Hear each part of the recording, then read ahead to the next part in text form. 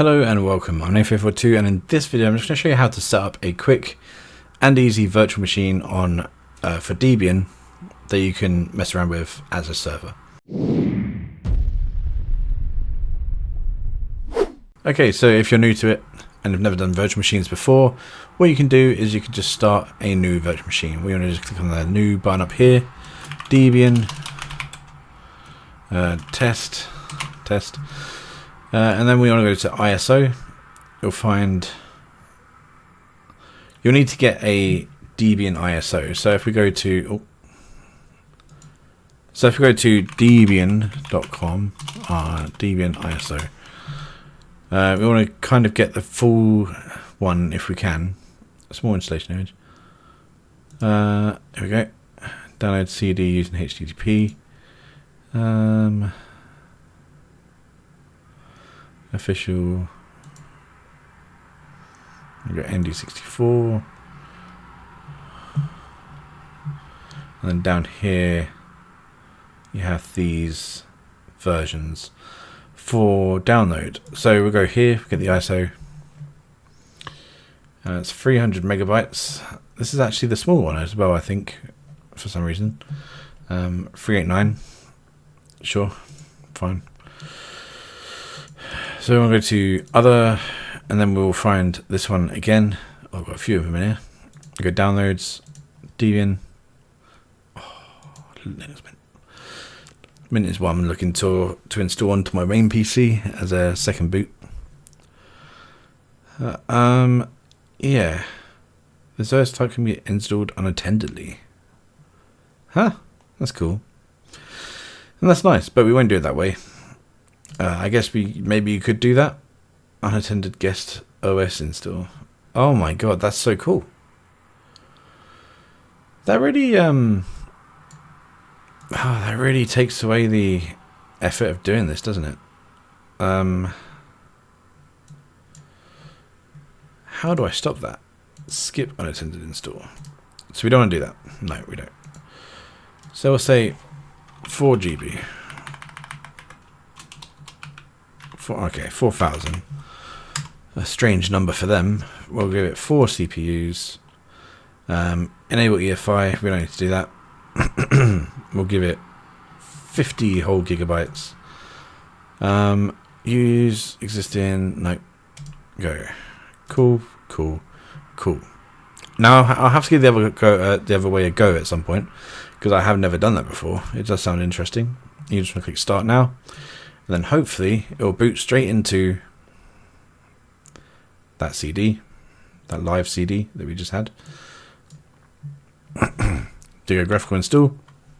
Join a GUI or not? We don't in this instance because we are trying to install a server. So you don't want to have the front end on the server because it's you don't want to have that because it's just wasted power, wasted energy. English, just keep going. I do wonder if there is actually any much difference apart from a couple of words or a couple of spellings for British English and American English. I guess I could probably find that in a file somewhere, but oh well. Yeah, so as you can see, it's going through all this stuff. I don't know what this is. This is new, isn't it? Delete notifications. Let's get rid of the notification center. So we'll call this Debian test. Nice domain name. Part of your internet address to the right of your host name. Over2net.com. Sure. There we go. Password. I will give it a password of I don't know.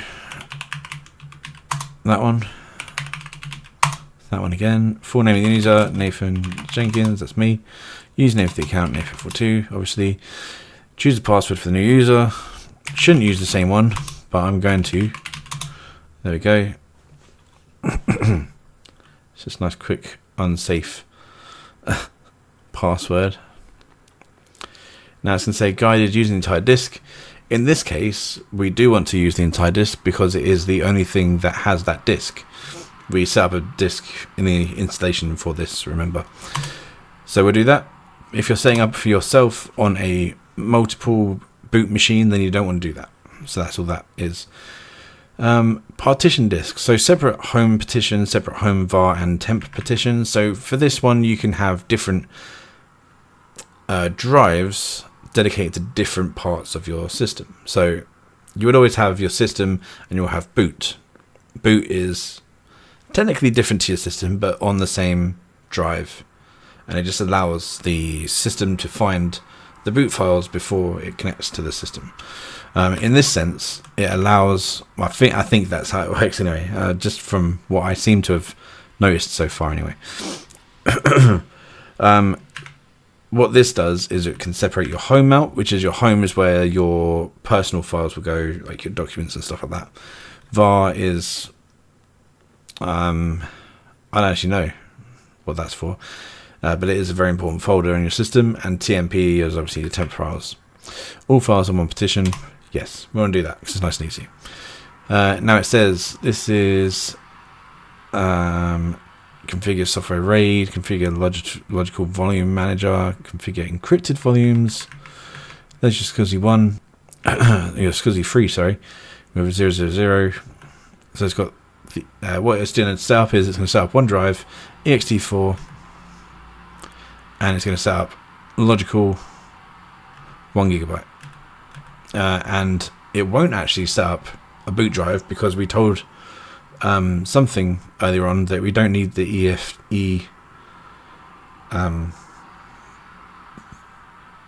whatever it was, the other boot thing. And the swap drive is actually 1 GB of swap file, which is write these changes to disk. Yes, swap is essentially your backup RAM. So if you run out of RAM, you've got 1 GB of RAM that's on the hard drive, which will be much slower, but it still allows you to do stuff without completely bringing your system to a halt. That's what happens on most computers. If you look at Windows now, let's just out of this. We'll go to Task Manager. Now, if you go to Performance, you'll see here I have 32 GB of memory. 32 GB memory, and it will say, oh, four slots. Jeez, look at that. In use compressed available. Maybe because I don't really need it at the moment. There isn't actually any page file note mentioned or whatever.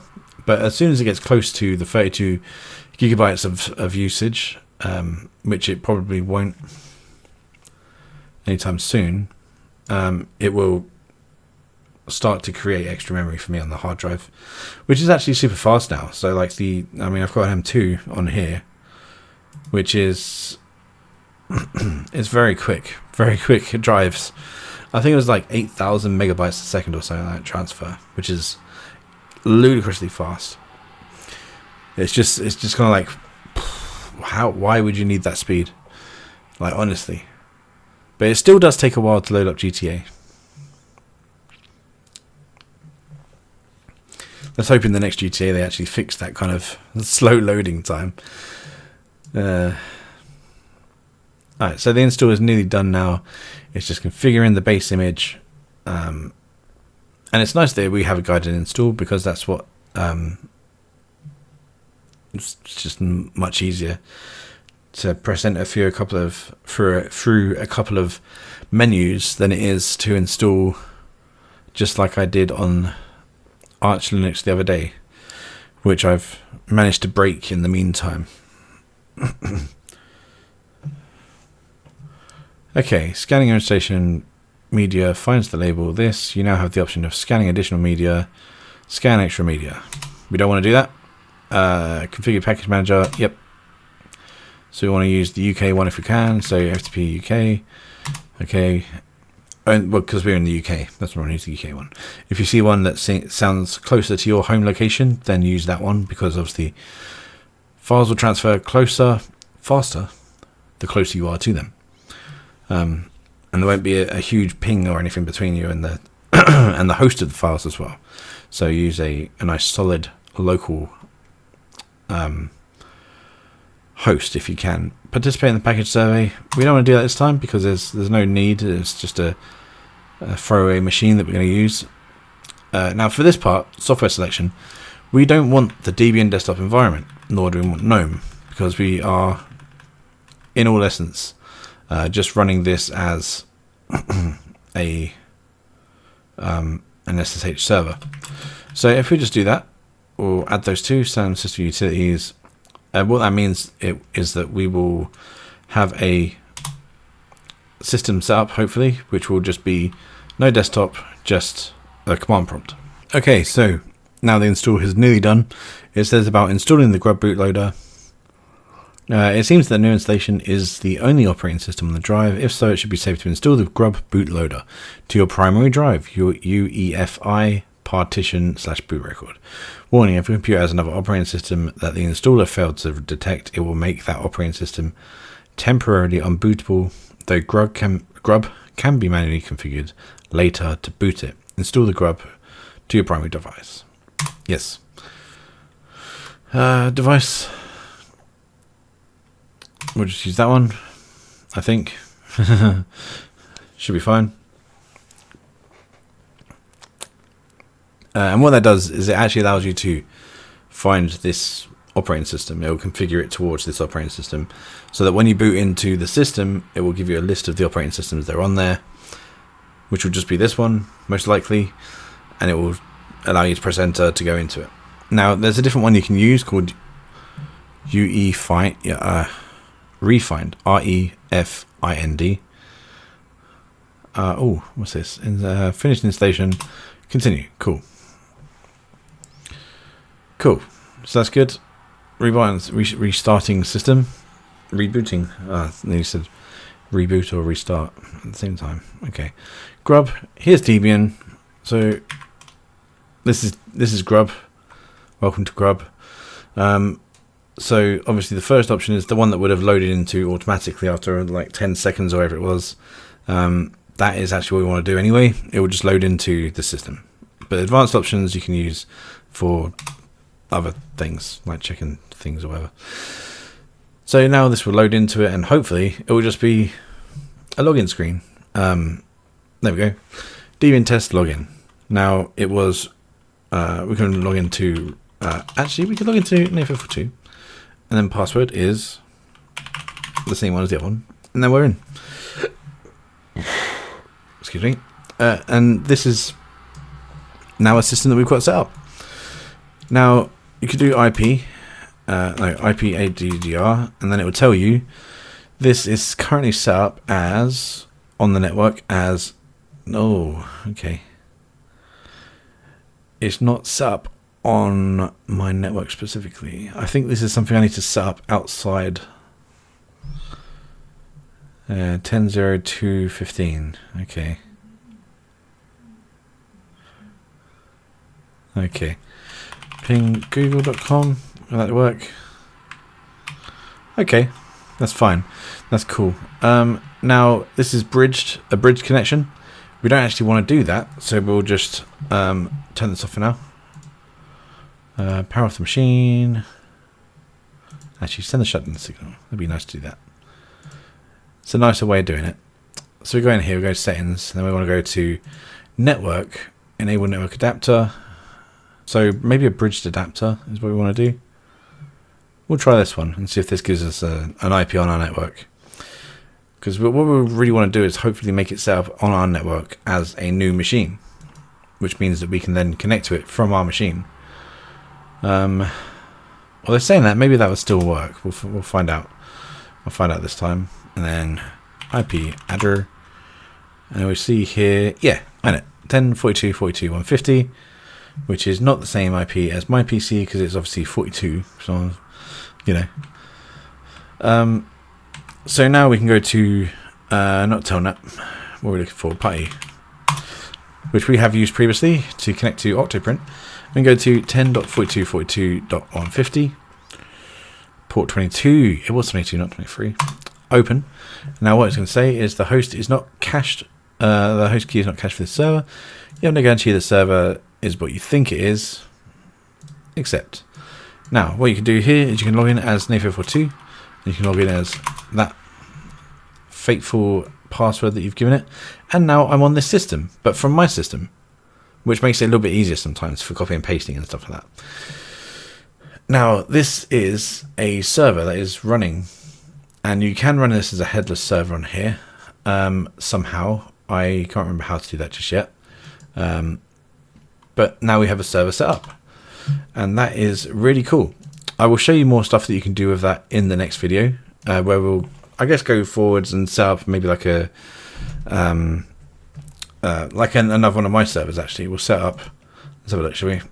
A portainer on there. We'll set up a portainer, the firewall, and then we'll add some ports to some things to the portainer and